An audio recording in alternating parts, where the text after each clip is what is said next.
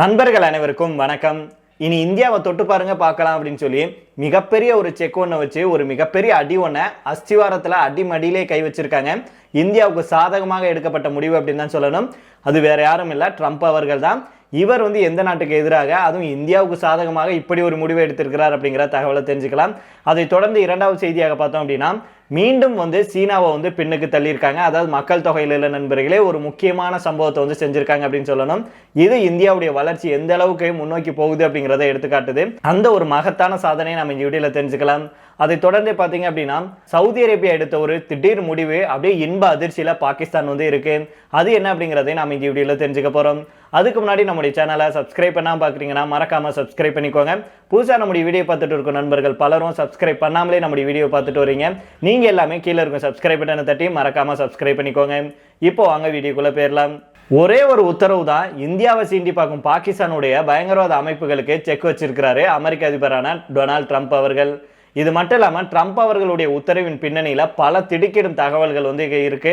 இதைத்தான் நம்ம குறிப்பாக பார்க்க போகிறோம். அதனால ஸ்கிப் பண்ணாம கடைசி வரைக்கும் பாருங்க. எப்போ அமெரிக்க அதிபராக டொனால்ட் ட்ரம்ப் அவர்கள் பதவியேற்றாரோ அதுக்கப்புறமா பார்த்தீங்கன்னா அதிரடியான உத்தரவுகளை பிறப்பிச்சுட்டு தான் வர்றாரு. குறிப்பாக வரி விதிப்பு, அமெரிக்காவில் சட்டவிரோதமாக இருக்கிறவங்கள சொந்த நாட்டுக்கு கடத்துறது அப்படின்னு பல அதிரடி நடவடிக்கைகளை மேற்கொண்டுட்டு வர்றார் அப்படின்னு கூட சொல்லலாம். மேலும் அமெரிக்க அரசு சார்பாக USAID அப்படின்னு சொல்லப்படுகிற சர்வதேச மேம்பாட்டுக்கான அமெரிக்க நிறுவனம், அதாவது United states agency for international development இதன் வழியாக பிற நாடுகளில் பல்வேறு வளர்ச்சி திட்டங்களுக்கு ஒதுக்கப்படும் நிதியை நிறுத்தி வச்சிருக்கிறாரு. இந்த USAID அப்படிங்கிறது அரசு ஏஜென்சியாக இருந்தாலும் சுதந்திரமான அமைப்பாக செயல்பட்டு வருது.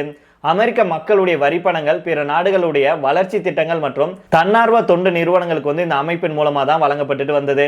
கடந்த 2023 மட்டும் 4 லட்சம் கோடிக்கு அதிகமான நிதி உதவியை அமெரிக்கா கொடுத்திருக்காங்க. இதை டொனால்ட் ட்ரம்ப் அவர்கள் விரும்பல.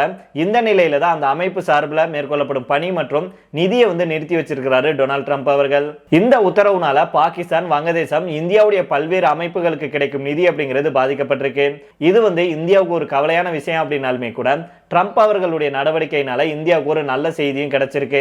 அதாவது இந்தியாவுக்கு பெரும் அச்சுறுத்தலாக இருக்கும் பாகிஸ்தானுடைய பயங்கரவாத அமைப்பான லஷ்கர்-இ தொய்பாவுக்கு இந்த நிதி நிறுத்தப்பட்டிருக்கு அப்படின்னு சொல்லப்படுது. அதாவது பாகிஸ்தான்ல பாத்தீங்கன்னா ஃபக்லாஸ் இ இன்சானியத் அப்படிங்கிற ஒரு அறக்கட்டளை இருக்கு. அறக்கட்டளை அப்படின்னு பதிவு செஞ்சிருந்தாலும் உண்மையிலே இது அறக்கட்டளை கிடையாது. லஷ்கர்-இ தொய்பா பயங்கரவாத அமைப்பு உருவாக்கிய ஒரு நிறுவனம் தான் இந்த அறக்கட்டளை. அதாவது அறக்கட்டளை அப்படிங்கிற பெயர்ல கள்ளத்தனமாக நிதியை பெற்று அதை லஷ்கர்-இ தொய்பா பயங்கரவாத செயலுக்கு பயன்படுத்திட்டு வந்துச்சு. இதை பற்றி அறியாத USAID இந்த அமைப்புக்கு ஆண்டுதோறும் கோடி கணக்கில் நிதி கொடுத்துட்டு வந்தாங்க. பாகிஸ்தான்ல இருந்தபடியே இந்தியாவுக்கு எதிராக தீவிரமாக செயல்படும் பயங்கரவாத அமைப்புல முதல்ல இருக்கிறது இந்த லஷ்கர்-இ தொய்பா தான். காஷ்மீர்ல நடக்கும் பயங்கரவாத தாக்குதல்ல பெரும்பாலானவற்றை முன்னின்று நடத்துவதும் இந்த அமைப்புல இருக்கும் பயங்கரவாதிகள் தான். குறிப்பா நம்ம சொல்லணும் அப்படின்னா 2008 பாத்தீங்கன்னா, அதாவது நவம்பர் 26, 2008 உலகையே உலுக்கிய ஒரு சம்பவம் தான் மும்பை அட்டாக். இந்த அட்டாக்கை நடத்தி அப்பாவி மக்கள் 166 பேரை கொன்று குவித்ததும் இதே பயங்கரவாதிகள் தான். கொல்லப்பட்டவர்கள் 6 பேர் அமெரிக்கர்கள் அப்படிங்கிறதும் குறிப்பிடத்தக்கது. இதனால இந்தியா மட்டுமல்ல, அமெரிக்காவும் லஷ்கர்-இ தொய்பாவை சர்வதேச பயங்கரவாத அமைப்பு அப்படின்னு ஏற்கனவே அறிவிச்சிருக்கு.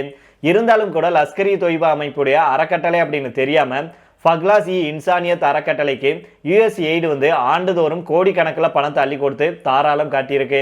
இதுக்கு 2 முக்கிய காரணம் இருக்கு அப்படின்னு சொல்றாங்க.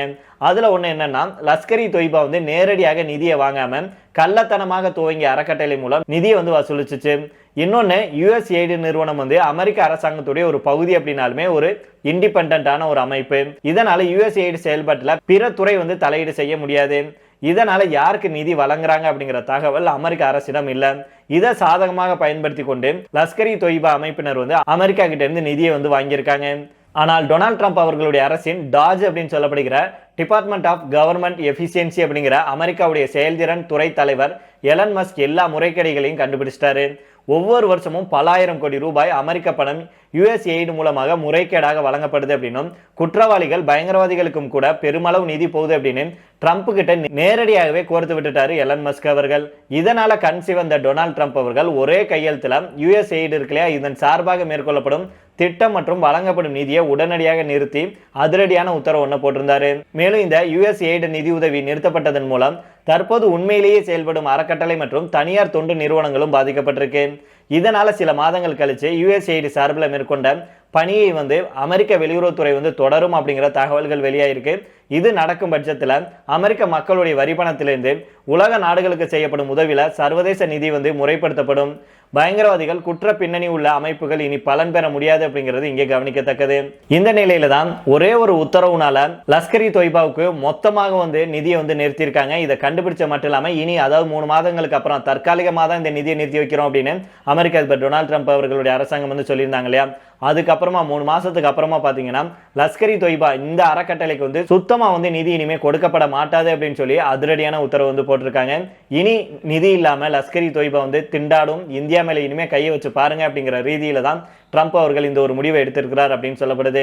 அதனால பொறுத்து பார்ப்போம். இதை தொடர்ந்து அடுத்த செய்தியாக பார்த்தோம் அப்படின்னா, இதுக்கு முன்னதாக உலகின் அதிக மக்கள் தொகை கொண்ட நாடாக இந்தியா சீனாவை முந்தி சென்ற நிலையில தான் தற்போது மற்றொரு பிரிவிலையும் சீனாவை இந்தியா பின்னுக்கு தள்ளியிருக்காங்க. நண்பர்களே, நம்ம இரண்டாவது செய்தி பேசும்போது பாத்தீங்க அப்படின்னா நம்ம வச்சிருந்த லைட் திடீர்னு ஒர்க் ஆகாம போயிடுச்சு. அதனால நம்ம கண்டினியூ பண்ண வேண்டியதா இருக்கு, கொஞ்சம் அட்ஜஸ்ட் பண்ணிக்கோங்க. அதாவது உலக வைரஸ் சந்தையில பாத்தீங்கன்னா சீனாவை 3வது இடத்துக்கு தள்ளி இந்தியா 2வது இடத்தை பிடிச்சிருக்காங்க. இதன் மூலமாக உலகின் 2வது பெரிய வைரஸ் சந்தையாக இந்தியா உருவெடுத்திருக்கு அப்படிங்கிற குறிப்பிடத்தக்கது. உலகின் 2வது பெரிய வைரஸ் சந்தையாக இந்தியா சீனாவை பின்னுக்கு தள்ளியது அப்படின்னு தி பிரீஸ் குழும தலைவர் நிர்வாக அதிகாரி அல்குக் அவர்கள் ப்ளூம்பெர்க்கிடம் தெரிவிச்சிருக்கிறாரு. இந்த மாற்றத்துக்கு, அதாவது இந்தியாவுடைய வலுவான இரட்டை இலக்க வளர்ச்சிக்கு பாராட்டு தெரிவித்த குக் அவர்கள் சீனாவில் வைரத்தின் குறைந்து வரும் தேவைக்கேற்ப இந்தியாவுடைய இந்த முன்னேற்றம் முற்றிலும் மாறுபட்டதாக பார்க்கப்படுது அப்படின்னு சொல்லி இருக்கிறாரு. மேலும் வைரஸ் சந்தையில சீனாவுடைய சரிவுக்கான காரணங்கள் குறித்து அவர் என்ன சொல்றாருன்னா, சீனாவுடைய பொருளாதார வளர்ச்சி அப்படிங்கிறது ஓரளவு சரிஞ்சிருக்கு. இதனால சீனாவில் ஆடம்பரத்துறை முழுவதுமே சரிவை சந்திச்சிருக்கு. அதன் காரணமாக தான் வைரத்துடைய தேவையும் குறைஞ்சிருக்கு. அதனாலதான் இதை நாங்கள் ஒரு நீண்ட கால பிரச்சனையாக பார்க்கிறோம் அப்படின்னு அவர் சொல்லியிருக்கிறாரு. சீன சந்தை விரைவில் நிலையான வளர்ச்சியுடன் சீராகும் அப்படின்னு தான் தாங்க நம்புறோம் அப்படின்னு குக் அவர்கள் சொல்லியிருக்கிறாரு. தற்போதைய சூழ்நிலையிலிருந்து சீனா மீண்டு வருவதற்கு ஒரு குறிப்பிட்ட கால அவகாசம் எடுக்கும் அப்படின்னு தெரிவிச்சிருக்கிறாரு. இந்த விஷயத்துல நாம முதல்ல கவனிக்க வேண்டியது என்ன அப்படின்னா, சீனாவுடைய தேவையை நிலைப்படுத்துவதாகவும் அதுதான் தற்போது நடந்துட்டு வருது. ஆனா நேர்மறையாக சொல்லணும் அப்படின்னா, சீனாவின் தேவை மற்றும் மறு வளர்ச்சி அப்படிங்கிறது ஒரு நீண்ட பயணமாக இருக்கும் அப்படிங்கிறத எங்களால கணிக்க முடியுது அப்படின்னு குக் அவர்கள் சொல்லி இருக்கிறாரு. இதை தொடர்ந்து கடைசி செய்தியாக பார்த்தோம் அப்படின்னா, கடந்த சில ஆண்டுகளாகவே பாகிஸ்தான் கடுமையான பொருளாதார நெருக்கடியில் இருக்கு அப்படிங்கிறது நம்ம எல்லாத்துக்குமே தெரியும். இதனால சர்வதேச அமைப்புகளிடம் கூட நிதி கேட்க வேண்டிய சூழல்ல பாகிஸ்தான் தள்ளப்பட்டுச்சு. இப்படி மோசமான நிலையில சிரமத்தை எதிர்கொண்டிருந்த பாகிஸ்தானுக்கு ஜாக்பாட் பரிசை சவுதி அறிவிச்சிருக்காங்க. இதுதான் பாகிஸ்தானுக்கு ஒரு இன்ப அதிர்ச்சியில ஒரு மிகப்பெரிய ஒரு குஷியை ஏற்படுத்தியிருக்கு அப்படின்னு சொல்லப்படுது. அதுவும் 100-200 கோடி இல்ல 1000-2000 கோடி இல்ல கிட்டத்தட்ட 10,000 கோடி அப்படின்னு சொல்றாங்க. அதை பத்தி முழுமையா தெரிஞ்சுக்கலாம். கொரோனாவுக்கு அப்புறமா வரிசையாக பல்வேறு நாடுகளும் பொருளாதார சிக்கலை எதிர்கொண்டாங்க. பாகிஸ்தான்லையும் கூட மிக மோசமான பொருளாதார நெருக்கடி ஏற்பட்டுச்சு. உணவு, எரிபொருள் போன்ற அத்தியாவசிய பொருட்கள் கூட சரியாக கிடைக்காத சூழல் ஏற்பட்டுச்சு. இதனால ஒரு காலகட்டத்தில் சர்வதேச நாணய நிதியம், உலக வங்கி உள்ளிட்ட சர்வதேச நாடுகளிடம் கூட பாகிஸ்தான் உதவி கேட்கும் சூழலுக்கு தள்ளப்பட்டுச்சு. இப்படி மோசமான நிலையில தள்ளாடி கொண்டிருந்த பாகிஸ்தானுக்கு ஒரு மிகப்பெரிய ஒரு ஜாக்பாட் அறிவிச்சிருக்காங்க சவுதி. அதாவது பாகிஸ்தானுடைய அரசு SFD அப்படின்னு சொல்லப்படுகிற சவுதி ஃபண்ட் ஃபார் டெவலப்மெண்ட் உடன் புதிய ஒப்பந்தத்தை கையெழுத்திட்டிருக்கு. அடுத்த ஒரு வருஷத்துக்கு எண்ணெய் இறக்குமதிக்காக $1.2 பில்லியன், அதாவது இந்திய மதிப்புல பாத்தீங்கன்னா சுமார் 10,000 கோடி ரூபாய் அப்படின்னு சொல்றாங்க. இந்த மதிப்புல இந்த ஒப்பந்தம் கையெழுத்தாயிருக்கு. இதன் மூலமாக பாகிஸ்தானுக்கு தங்கு தடை இல்லாம சவுதியில இருந்து கச்சா எண்ணெய் செல்லும் அப்படின்னு சொல்லப்படுது. பாகிஸ்தானும் சவுதியும் சுமார் $1 பில்லியன் மதிப்புள்ள 2 நிதி ஒப்பந்தங்கள்ல கையெழுத்திட்டுள்ளதை ரேடியோ பாகிஸ்தான் உறுதி செஞ்சிருக்காங்க. முதலாவது ஒப்பந்தம் தான் கச்சா எண்ணெய் தொடர்பானது. சவுதி அரேபியாவிலிருந்து எண்ணெய் இறக்குமதிக்கான ஒத்திவைக்கப்பட்ட பணம் அப்படின்னு இந்த ஒப்பந்தம் $1.2 பில்லியன் மதிப்பு கொண்டதாகவும் சொல்லியிருக்காங்க. இது தவிர வேறு ஒரு ஒப்பந்தமும் கையெழுத்தா இருக்கு.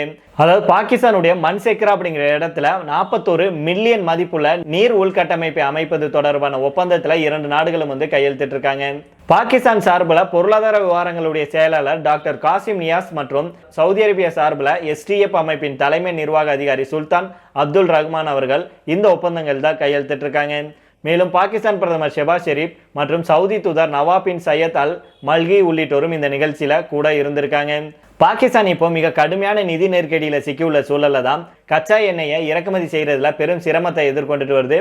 இந்த சூழல்ல தான் டிஃபர்டு அதாவது ஒத்திவைக்கப்பட்ட முறையில் கச்சா எண்ணெயை தர்றதுக்கு சவுதி முன் வந்திருக்கிறது முக்கியமானதாக பார்க்கப்படுது. இது தொடர்பாக பாகிஸ்தானுடைய பிரதமர் அலுவலகம் என்ன செய்தியை சொல்லியிருக்காங்கன்னா, இந்த ஒப்பந்தம் மூலமாக பாகிஸ்தான் அடுத்த ஒரு வருஷத்துக்கு ஒத்திவைக்கப்பட்ட கட்டண முறையில் தேவையான கச்சா எண்ணெயை பெறுவாங்க. இந்த திட்டம் உடனடி நிதி சுமைகளை குறைக்கும். அதே நேரம் கச்சா எண்ணெய் உள்ளிட்ட பெட்ரோலிய பொருட்களுடைய இருப்பு உறுதி செய்யப்படும் சூழல்ல இது பாகிஸ்தானுடைய பொருளாதாரத்தை வளர்த்தெடுக்க உதவும் அப்படின்னு சொல்லியிருக்காங்க.